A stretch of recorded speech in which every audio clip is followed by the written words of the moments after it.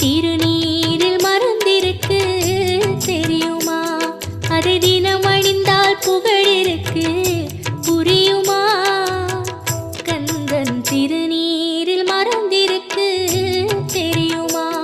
அதை தினம் அணிந்தால் புகழிருக்கு புரியுமா?